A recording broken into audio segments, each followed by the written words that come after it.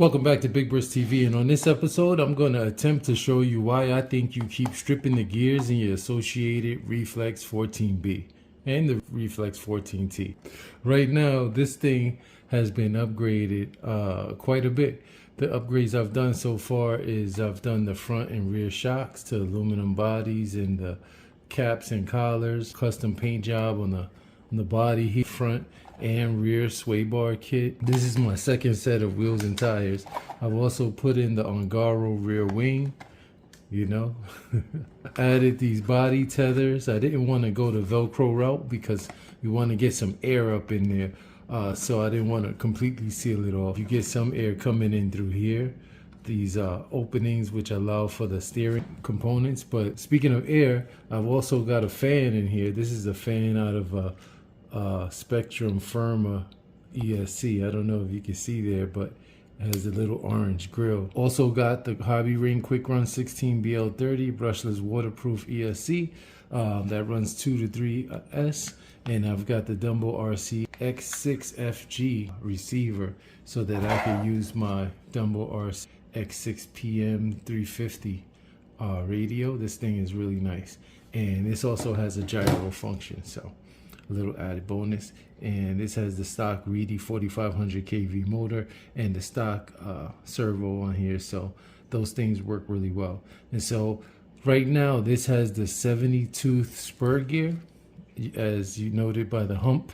So let's get it in. I have that in because I smoked the original 58-tooth spur, and so I bought a set here.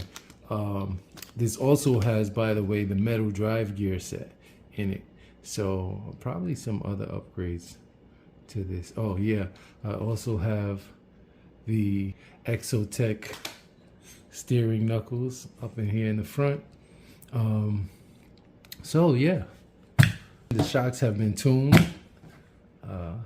I forgot what weight oil I have in here. I'll put it up on the screen, but anyway, so let's get in here and get this stock 58-tooth spur gear. The differences are you get a lower top end speed with the 70-tooth gear, but you get a quicker acceleration off the line. So if you're running this on the track, you may want to use that 70 gear spur. I'm gonna put the 58th tooth in because we really didn't get a top speed. I'll have to look back and see what the highest speed we were able to get on this, but we'll put this in today and take it out for a speed run and see how fast this thing actually goes on 3S. So let's get right to it. I'm gonna put this battery on the charger while we work. It takes about 30 minutes to a full charge.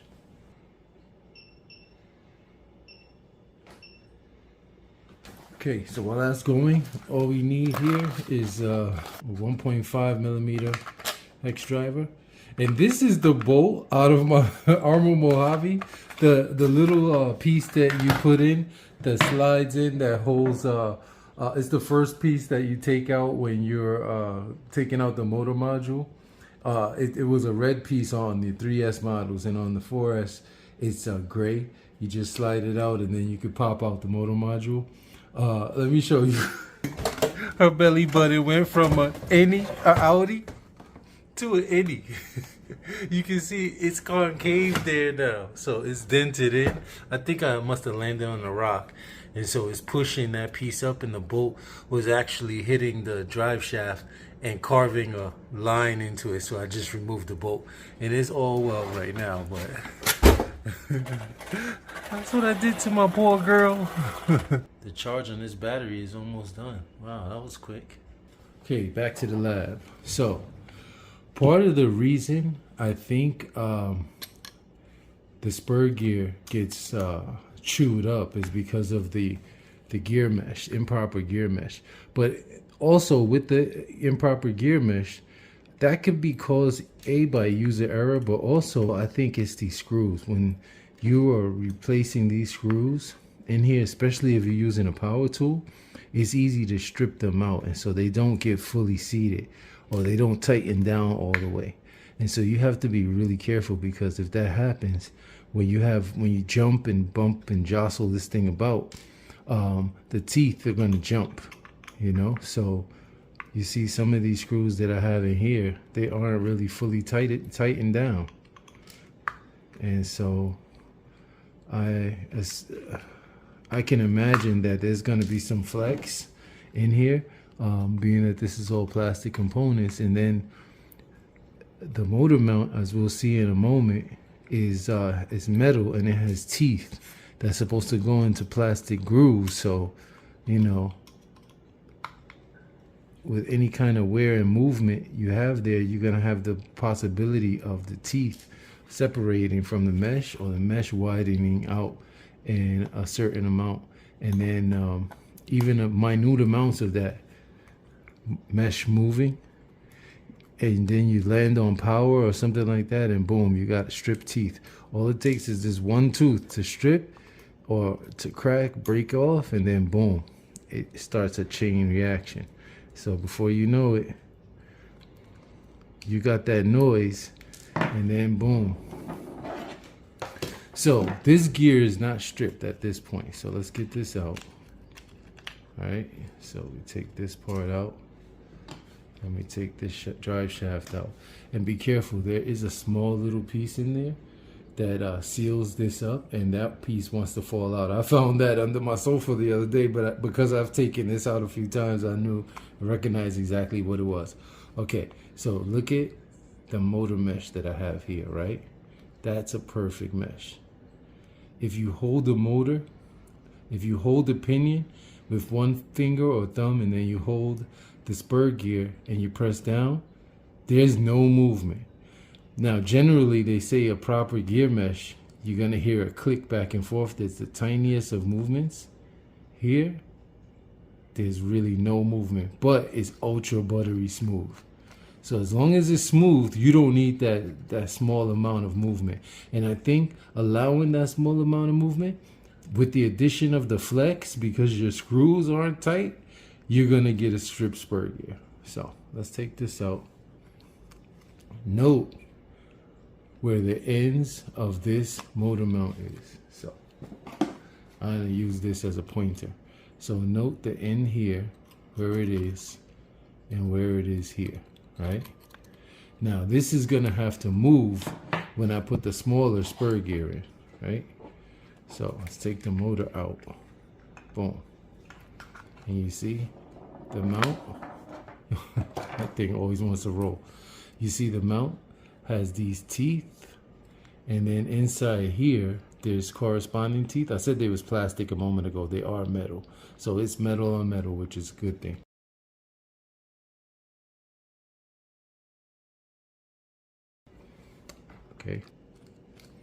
Okay, now that's seated, right? So if you can see down in there, bearings, input drive shaft, and the input gear, it's all seated, right? Now we got to seat this motor. So here's the tricky part. Just lift it up like that. This is what I do, right? And then you want to remember where you had it. Both here and here is not going to go back in that position because you have a smaller spur gear. So note the gap. Keep bumping this because I got this up in the air because I'm trying to film. Note the gap here, right? So now you have to rotate the motor, right? You have to rotate the motor so that it's positioned closer. This pinion gear is positioned closer to the spur gear. So we're just gonna rotate it until it sits down in there firmly, but also engages with the spur gear. So I'm gonna just try to move these wires out so that the wires don't hinder the motor from seating down in there, okay? So still not engaged. So we need to rotate the motor even more, right? Rotate the motor. Boom. And now they're engaged. But we can close this down temporarily. Now, holding the motor down and holding the spur gear, is it buttery smooth? That's kind of rough, right? See, that's kind of rough. That's not buttery smooth. And you want to look down into here to make sure there's no space. Now look here, there's far more teeth showing than what was showing before when we had the 72 spur. This was flush with this area. Now look how much we've turned it. And then look at this side over here. So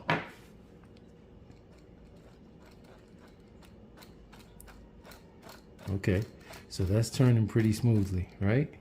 So now what I'm gonna do, so I'm gonna put back,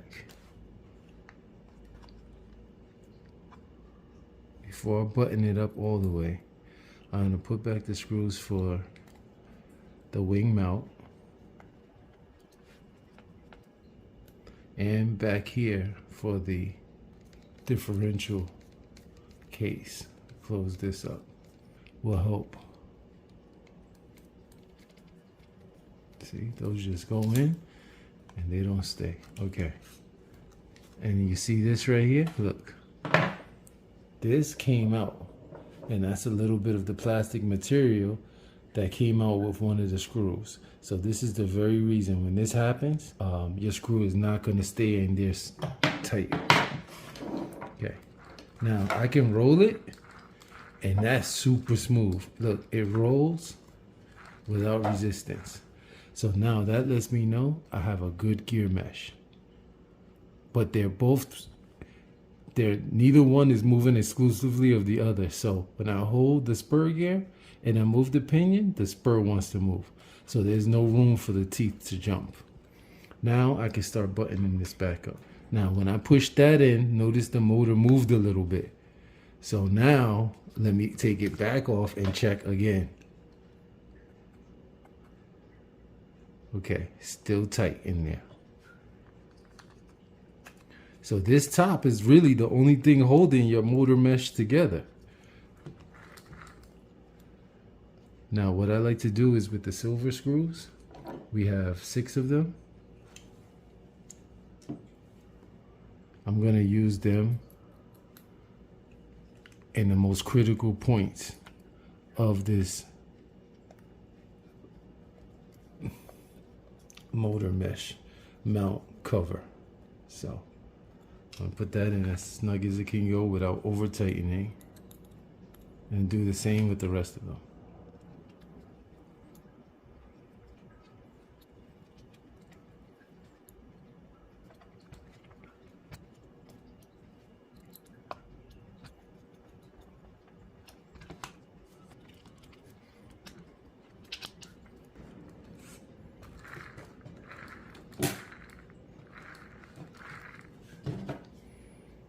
That's job done.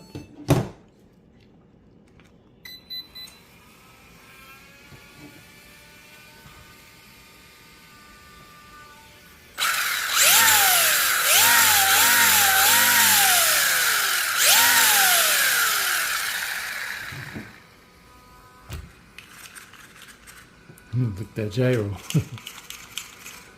Let me just turn the gyro off for now. All right, I'll get this receiver mounted in and let's go take it out. Just waiting to get GPS. We're gonna see what we can get. Oh, GPS is kicking in. All right.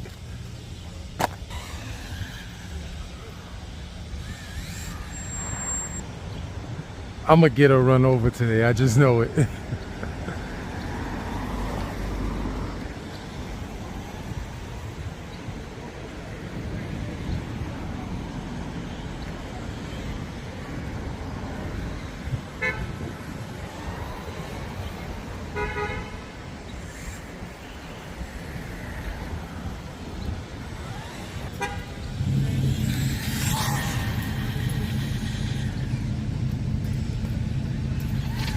Ooh, she really. All right, let's see what we got. 49.6. All right. See if we can get that 50.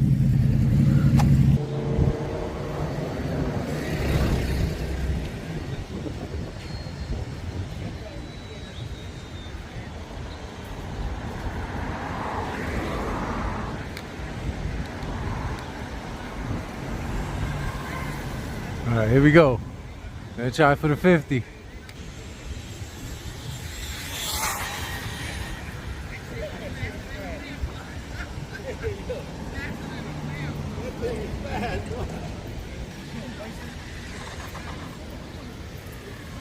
Let's see what we got. 67.1. That's what I'm talking about. Let's restart this and make sure that's right.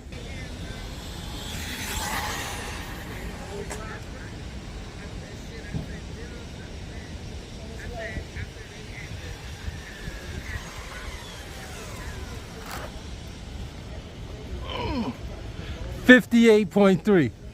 That's what I'm talking about. I knew we would be in the 50s if we tried it again with this on 3S with the 58 tooth spur gear, and so we got it 58.3. I did get some readings in the 60s, but I'm not 67. I don't know. Yeah, I wasn't too sure on that 67, but the 58, yes, we did hit 53 in the 53s before, and we did hit 55 when we were running the that.